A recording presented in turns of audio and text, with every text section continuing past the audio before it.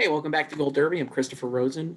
I'm joined by William Goldenberg, a five-time Oscar nominee and a winner at the 2013 ceremony for Argo, and his new film is News of the World, Paul Greengrass's Western with Tom Hanks. William, I just wanted to start with that. I know you worked on with Paul on 22 July. That was the first film you did with him.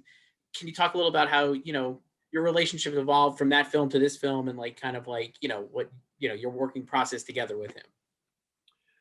Well, I mean, the great thing about working with somebody multiple times is by the time you get to the second film, you already have a language going on. You have each other. You know when to ask questions, when not to. You just have a shorthand about how to go about things. So when we did News of the World, we sort of hit the ground running in that regard. I mean, I didn't have to worry about learning a new director in terms of like what their likes and dislikes are, and when they like to see footage, when they don't like to see footage. So you have this sort of instant shorthand on day one.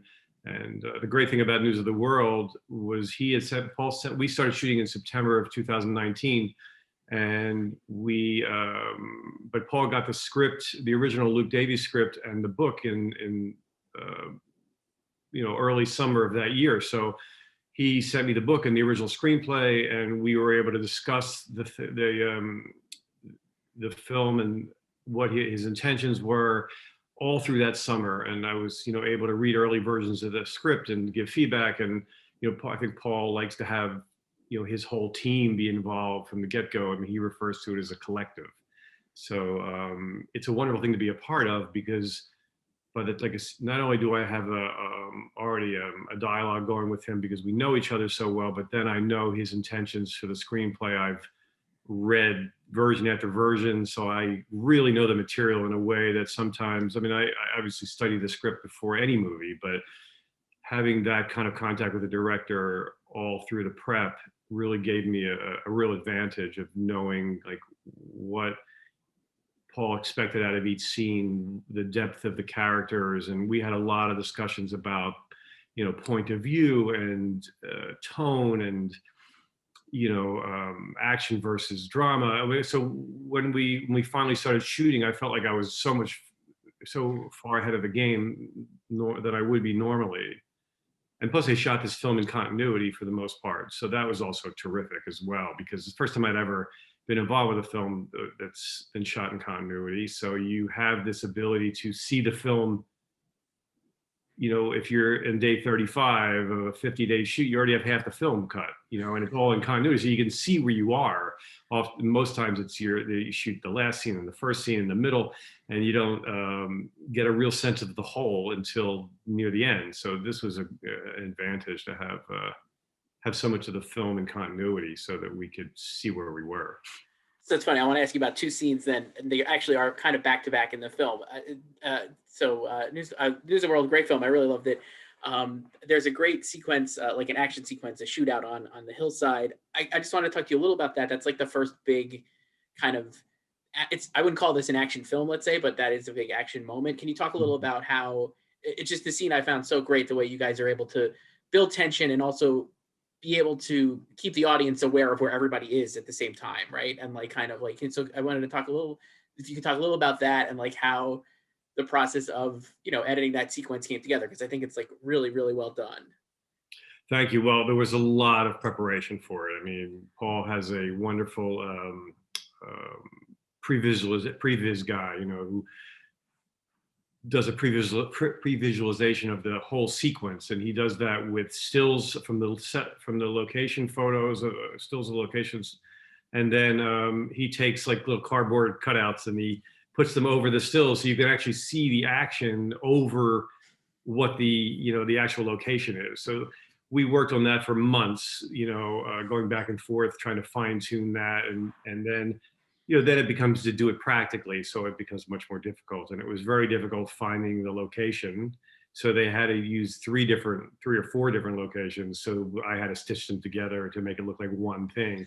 And obviously visual effects, when they start going up the mountain, well, the mountain's not there, and it's another location, but we obviously digitally put it in. So there was that challenge. And then, you know, the best action sequences are always the ones that have story, you know, that the characters advance in their relationship, they advance emotionally, and also the story advances. So, and that to me, you can have all the bells and whistles in an action scene, but unless you have story and emotional content, it can be great while it lasts, but it's like a piece of chewing gum, you know, you chew it up and then it's gone. So this I felt like was a great, and it was also a great mix of styles. It was, you know, the chase part of it, the cat and mouse part of it. There was an emotional element where you see Kid really look at Joanna, and I think for the first time sees her as just this poor little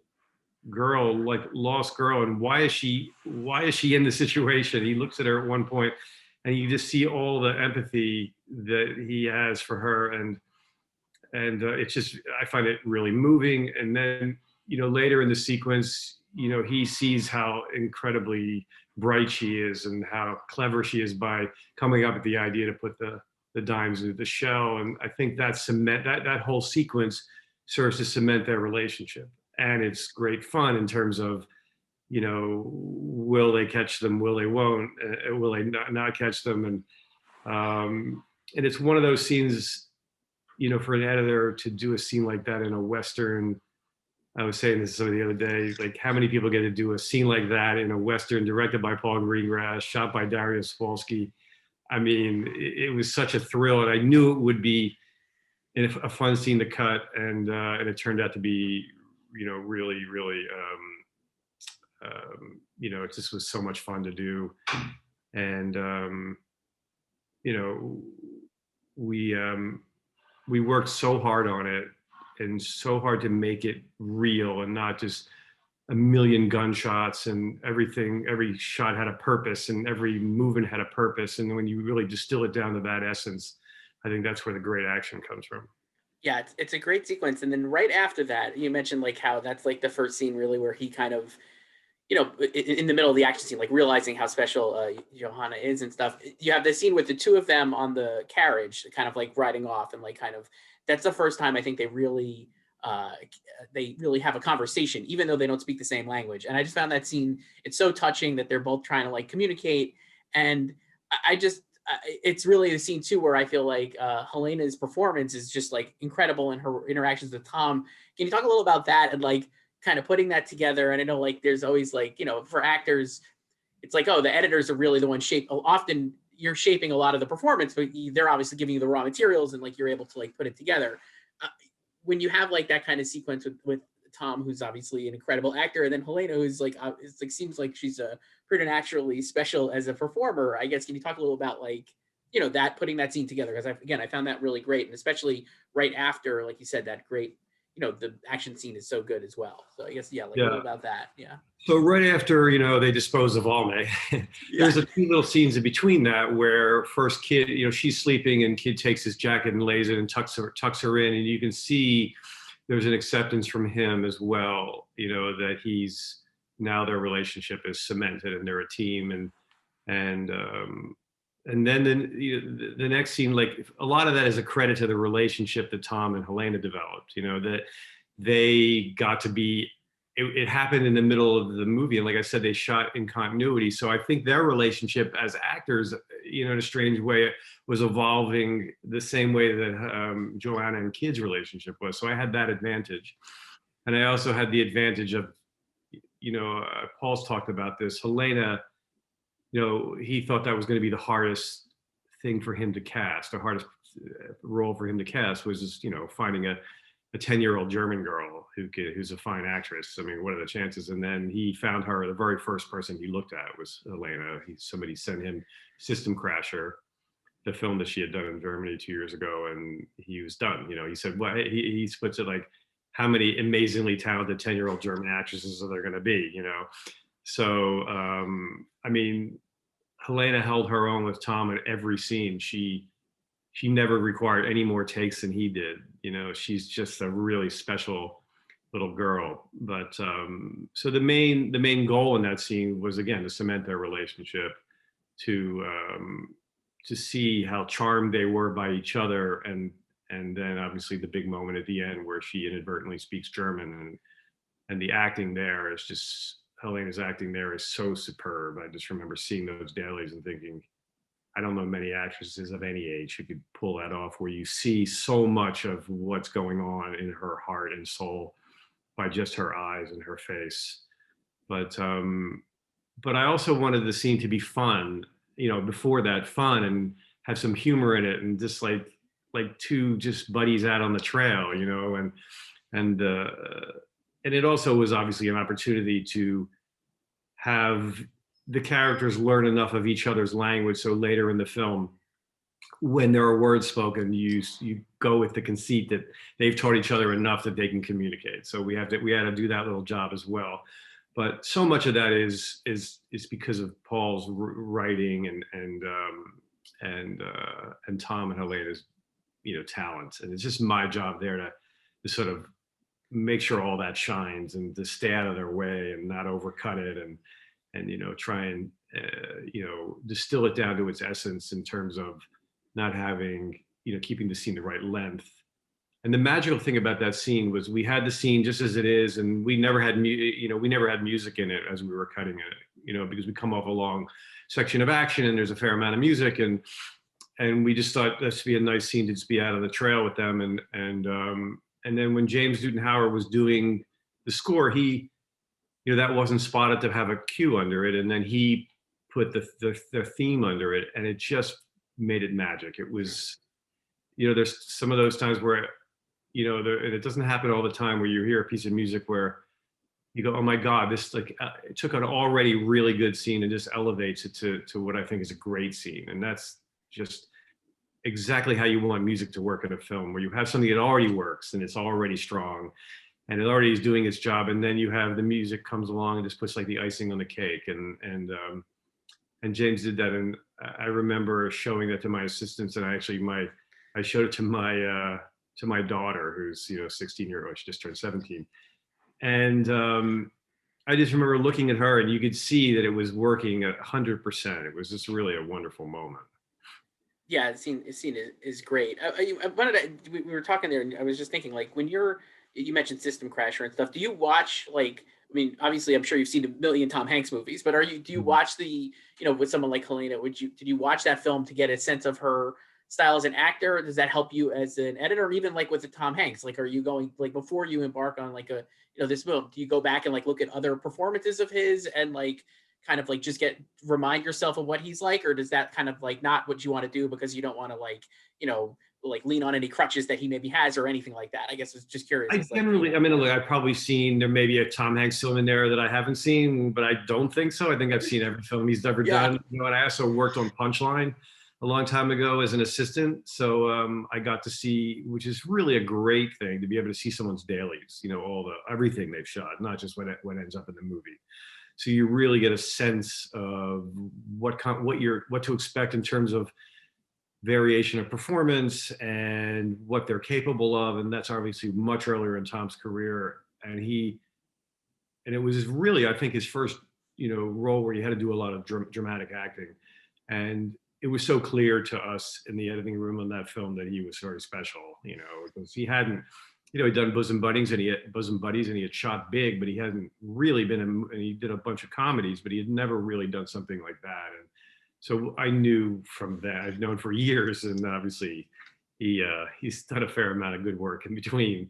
Helena, what I did with Helena, I saw her audition tape. Paul sent me her audition tape, and it was, I mean, I've gone back and looked at it again, and it's stunning. I mean, she's speaking in Kiowa for about 10 straight minutes, and it seemed, maybe it was 5, but it seemed like 10, and she never blinked, never missed a word. She wasn't reading off a page, and it was spooky how good she was. So I just felt like, what I felt mostly was relief, to be honest, because I've worked on films with children, and sometimes it can be really difficult where you have 30 minutes of just the director running the camera and hoping to get a moment. And with Helena, it was just like, every take, bang, bang, bang, you know. So I didn't go back and look at that. I often go back and, you know, obviously this film not so much because of the periodness of it, but I will go and look. Like when I did Ali, I watched every film with boxing in it. You know, I watched a lot of professional boxing. When I did Seabiscuit, I looked at a ton of horse racing and went to a lot of horse racing. Obviously, there's not a lot of opportunity to do anything with a Western. So, but I've watched a lot of Westerns, you know, absolutely, and saw the way, you know, different styles and, you know, obviously there's certain parts of this film that it's like an homage to The Searchers. So I went back and watched The Searchers again. And so I like to do that just to see what other people have done. And I don't want to copy anything, but it does give you inspiration and things to like, oh, maybe something like that, but not exactly that. And I didn't find myself actually using anything I had, at least overtly using anything that I had seen, but I think it does have that library in your head to you know, just to see what others have done in the past. Right. Yeah, it's really great. I think that's a good way to go about it. And like you said, like I think The Searcher's influence is there and subtle enough for people maybe who, you know what I mean. Like it's not like, I'm not hitting you over the head at all. Like I think that's like a good. Yeah, no, I don't Yeah. think. Yeah, I think there are certain elements. If you're looking, I Yeah. mean, Paul speaks about it as a film that he used for inspiration, you know, and then the cabin that Joanna goes into, that where her, you know, she, you know, experiences what happened to her parents and her sister. We used to refer to that as Searcher's Cabin, just, you know, as a shorthand. We called the scene you were talking about earlier, we called that Dime Mountain for obvious reasons. And so you have a little shorthand of certain things. That was Searcher's Cabin. So there was a little bit of it, you know, like I said, homage to it. Yeah, that's great. So obviously, I mentioned at the top of this, you're an Oscar winner. You won for Argo. That ceremony, you were actually nominated twice for Argo and Zero Dark 30. I guess I think just an incredible, and you know, those are incredible movies. I think they're really, you know, the filmmaking in those movies is unparalleled. I guess can you just what do you remember about, like, what is your lasting memory, I guess, from winning that Oscar and like that Oscar night to have both those movies up and stuff? Yeah. You know, it was obviously from the morning, you know, because I thought there was a chance to get nominated twice, and I know it hadn't been done that many times, and I was just so lucky to have those two films in one year. I mean, a lot of that is luck, just to have that fall one after the other like that within the same calendar year is, you know, that's just a lucky thing. And you know, from the morning it happened to the night of the Oscars, all the way through a party we had at a restaurant in West Hollywood that George Clooney owns a part of, and he's a producer. So he took over the restaurant, and it was like the party was, what was so wonderful about it. It was just the people in the movie and our friends. You know, it wasn't like a big flashy Hollywood party. I mean, there were movie stars there, but it was just like the people we made the movie with, you know, and that's who we all wanted. And my wife and I were like, oh, should we try here, go here? And we're like, why would we want to go anywhere else? We're with the people we love, you know, we're the people we made this movie with. Like, we're having such a great time here. Like, no, of course. And then, you know, there are moments of like trying to not like totally lose it standing in front of a billion people, you know. There is a moment where you look up and it's like you're dreaming really when it happens, because, you know, I mean, I'm sitting in a dark editing room. That's not what I do for a living, you know, and to be in front, look down and see all those movie stars, and I just try to keep it together, you know. I was lucky enough to win the BAFTA that year as well. And I remember looking out at the London Opera House when I won, and I almost froze to death. I mean, like, I could almost not speak. And so I told myself, if I win, don't look at the audience so much, because it'll scare you. So I tried to focus on the microphone and keep the rest out of focus. So That's great. Your resume is incredible. I mean, for people like you've worked with, like Catherine Bigelow, obviously, Ben Affleck, we're talking about here for Argo, Paul Greengrass for News of the World, and Michael Mann, a ton of Michael Mann movies. I mean, like, you've worked with these incredible filmmakers, and I think your style, you know, those films that you've worked on are like some of the greatest films of the modern era. I was looking at obviously you directed Heat, which is a personal favorite of mine, and I was like, again, like, can't believe that didn't get any Oscar nominations. Yeah, It's like a total, especially because it's just so well, you know, kind of like I said, like, you know, it's very influential. I'd say like a lot of action movies and a lot of films and TV and everything is kind of like based off of Heat, honestly. Now, I guess, like, when you're, you know, like I can't imagine that it matter. It doesn't like, well, it doesn't matter. Like when I know that getting the recognition from your peers and stuff has got to be like really fulfilling. But when a movie like Heat doesn't get nominated, are you able, or does that, are you able to say like, well, it's still Heat, you know, it's not like it's like going to be, it's not going to Oh, be forgotten to time, right? Like, I yeah, mean, very like, much so. yeah, I mean, okay. it's lovely to win awards, but I certainly am. There's films that I've been nominated for that I mean, I love them all, but then there's ones that I wasn't, that I feel are just as good and just as worthy. It's, you know, the Oscar thing, especially back when I did Heat, it was like the third film I ever did. And Michael Mann had seen a TV movie I cut and knew the director and called him up. It was, I had no credits. I mean, it was a miracle that I got that movie. I mean, I remember thinking when I heard about the movie, like I said, maybe in 5-10 years, I'll be able to work on a movie. Like I remember having that thought. And then 3 months later, I was on the movie. I mean, it was a miracle.